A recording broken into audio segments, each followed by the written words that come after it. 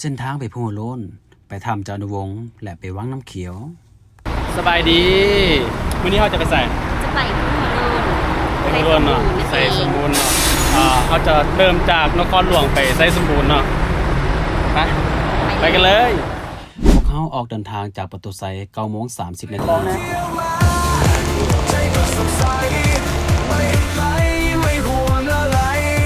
หลังจากเข้าข้ามขวาบ้านปลาไหลเนาะมันจะมีป้ายบอกว่าเลี้ยวซ้ายไปไซสมบูรณ์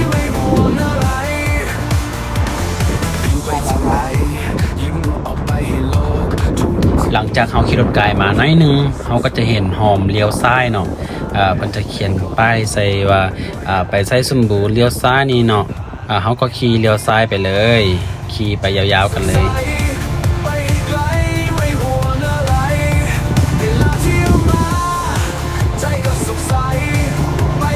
หลังจากเขาขี่เข้ามาน้อยนึงเนาะความมันแรงก็เกิดขึ้นเลยเนาะเพราะว่าทางเพิ่นกำลังเกตใหม่มันก็ให้ทางเป็นขีดตมทางมืดเนาะเราบ่สามารถขี่ไว้ได้เราก็เลยคอยขี่ไปเนาะแต่เขาก็ยังพลาดเนาะเขาก็ล้มเนาะก็เลยมีรถใหญ่เพิ่นเนาะช่วยดึงรถขึ้นให้หลังจากดึงรถขึ้นได้แล้วเนาะเขาก็ขี่ต่อกันเลยเนาะขี่ยาวๆไปหลังจากเขาขี่มาเขาก็เห็นห้วยน้ำเขาก็พากันพักผ่อนล้างมือล้างหน้าล้างเคียงนาทีเขาลดเขาลมมันเนาะหลังจากนั้นเขาก็ขี่ต่อไปเลยเนาะต่อยาวๆแต่ว่าเขาไม่ได้ขี่ไว้แต่เขาคอยขี่ไปซ่าๆเนาะ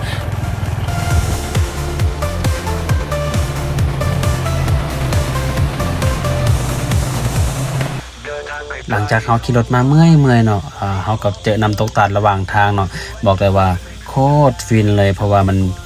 บรรยากาศมันจะมีหมอกขาวเต็มเนาะดองอยู่ต้นไม้โคตรแบบอากาศมันสดชื่นนะแบบก็พูดถึกเลยหลังจากนั้นเขาก็มายืดแข้งยืดขาก่อนจะ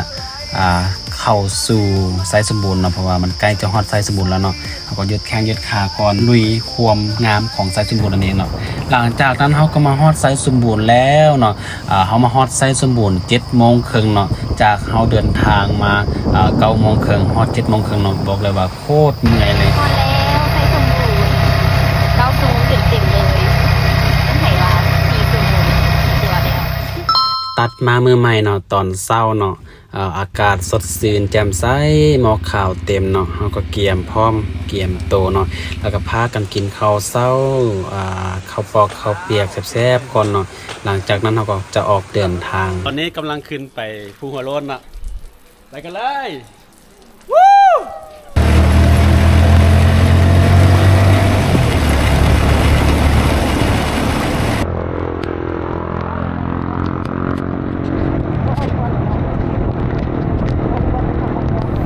หลังจากเขาออกจากที่พักของเขาเนาะมาทางนครหลวงเนาะทางขึ้นมันจะอยู่บนขัวเนาะทางขึ้นนี้จะอยู่บนขัวบนนี้เลยเนาะเขาเลี้ยวขัวขึ้นไปเลย หลังจากเขาขึ้นไปแล้วทางมันจะลำบากน้อยนึงเพราะว่าฝนตกเนาะขี่ขึ้นไปน้อยนึงทางเทว่ามื่นหลายเนาะมันมีขี้ตมเนี่ยเพราะว่าฝนตกหนักเด้บนนี้สั้นเนาะถือว่าบนนี้สั้นหลายแต่ว่ามุมกล้องมันเบิ่งคือบ่สั้นแต่ว่ามันสั้นเนาะเขาก็ค่อยขี่ไปก่อนตอนนี้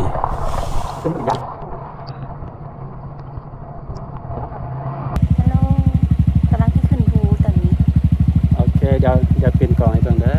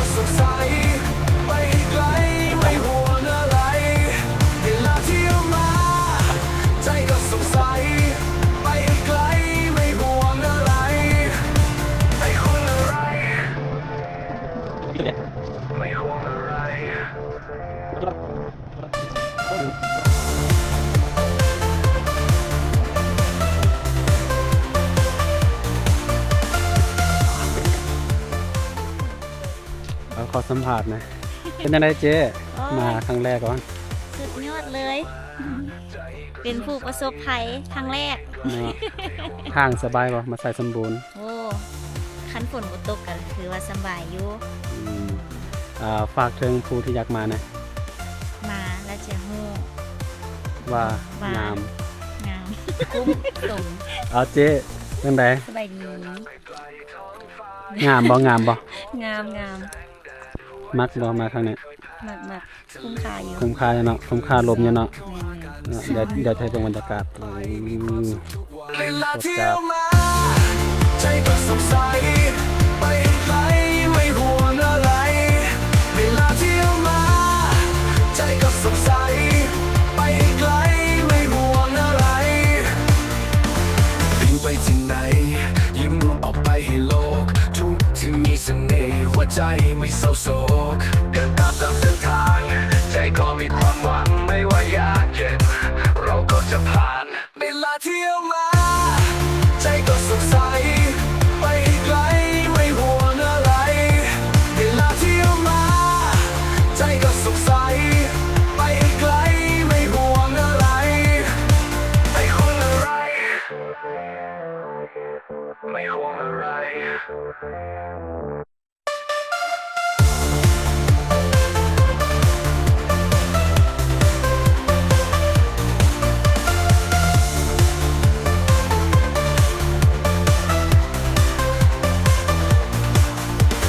เวลาเที่ยวมาใจก็สุขใสไปให้ไกลไม่ห่วงอะไร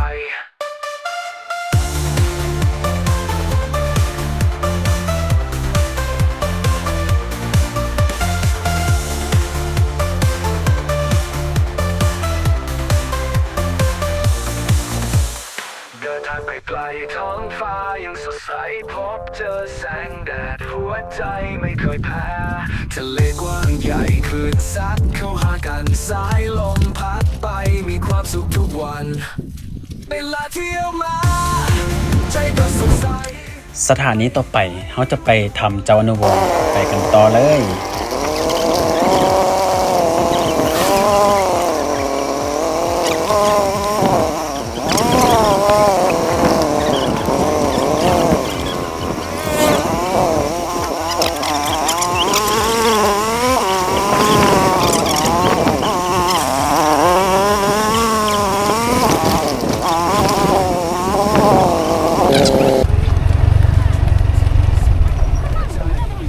เป็นแล้วก็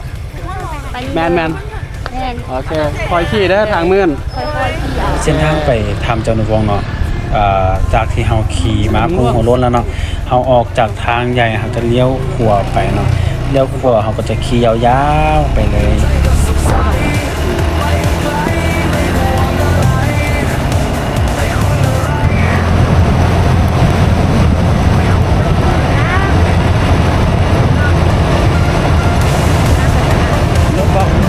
จากเขาคิมซื่อๆเนาะมันจะมีทางเลี้ยวซ้ายเข้าไปเนาะมันจะเขียนใส่ว่าทำเจ้าอนุวงศ์4 กิโลเนาะ เวลาเที่ยวมาใจก็สุขใสไปให้ไกลไม่ห่วงอะไร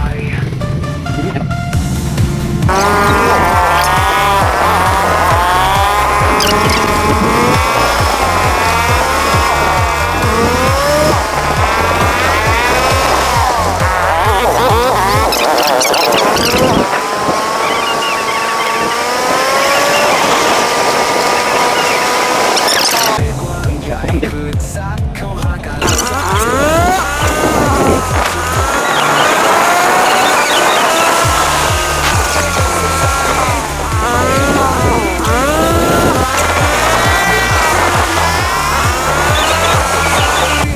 ไปไกลไม่ห่วงอะไรไม่ห่วงอะไร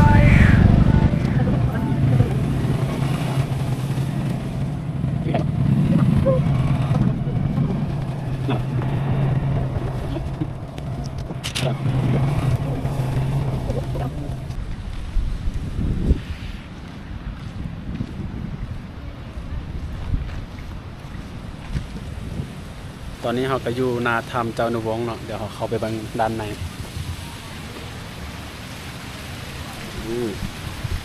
วางเด้อมื่นเด้อเบิ่งมันโคตรใหญ่เลย ตั้งขาก่อนเลย ออกมาจิ้งทายหูกนะ เอาเข้าไปก็ได้มัน เมื่อไหร่ป่ะ คนบุกเข้าไปทำนี้ เขาคอยเบิ่งในนี่ก่อน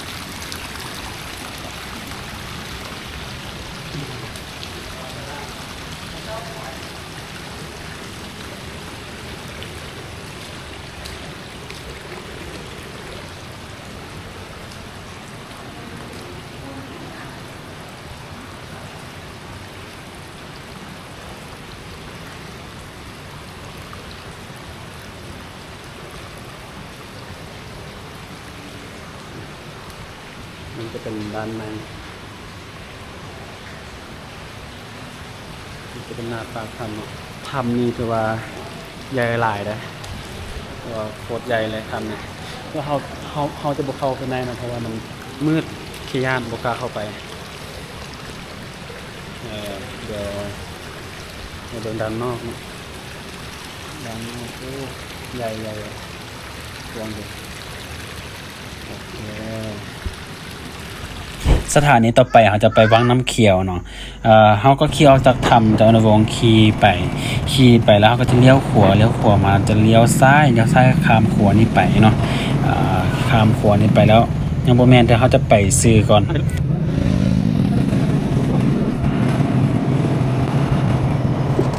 เมื่อเขาฮอตนี่เนาะเขาจะเลี้ยวซ้ายไปเนาะเขาเลี้ยวซ้ายเขาจะขี่ยาวๆเลยมันจะฮอตวังน้ำเขียวเลย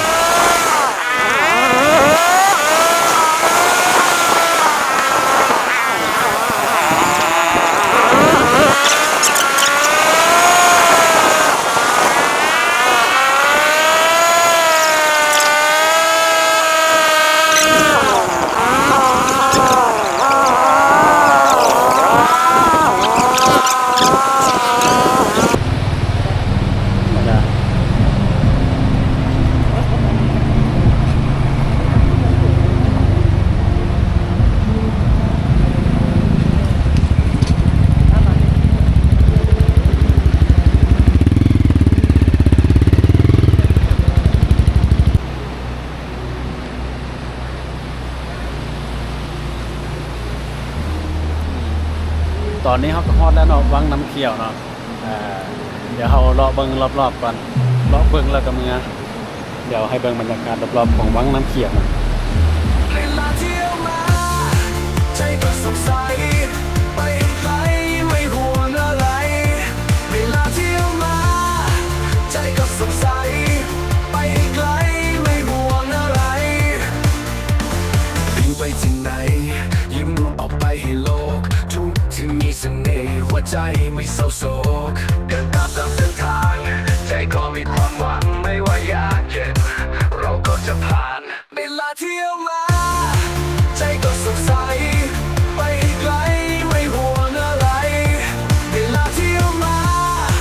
ใจก็สดใสไปไกลไม่ห่วงอะไรไม่ห่วงอะไรไม่ห่วงอะไร